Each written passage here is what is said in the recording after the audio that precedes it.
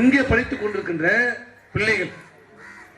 பிள்ளைகளுக்கு ஏழை விவசாயி, கூலி தொழிலாளி, ஆட்டோ ஓட்டுறவங்க, ரிக்ஷா ஓட்டுறவங்க, தினக்கூலி, பள்ளியில் படிக்கிறவனுக்கு, கான்வென்ட்ல படிக்கின்ற வசதி படித்த மாணவர்களுக்கு கிடைக்கின்ற அனைத்து வாய்ப்புகளையும் அந்த ஏழை மாணவர்களுக்கும் ஏற்படுத்தி கொடுக்கணும் தான் காலில் செருப்பு போடுறதுல இருந்து மடிக்கணினி வரைக்கும் கொடுத்தாங்க.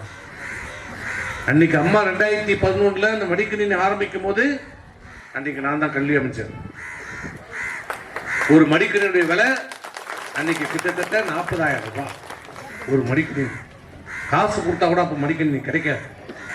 இதை தொலைநோக்கு பார்வையோட இந்திய மாணவ சமுதாயத்துக்கு இன்றியமையாது எப்படி ஒரு பேனா, பல்பம் பேனா எப்படி ஒரு மாணவனுக்கு முக்கியமோ அதே மாதிரி மடிக்கணினி இல்லாமல் சிறந்த ஒரு மாணவனாக உருவாக்க முடியாது.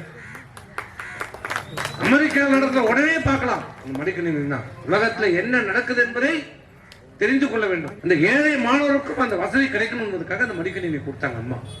10 வருஷம் அம்மாவுக்கு மறைவு எடப்பாடியும் கொடுத்தார்.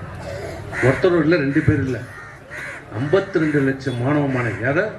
10 வருஷத்துல தமிழ்நாட்டுடைய 52 மாணவ மாணவிகளுக்கு கிட்டத்தட்ட 9,000 கோடி ரூபாயில அந்த மடிக்கணினியை அம்மா வழங்கினாங்க. இன்னைக்கு என்னாச்சு?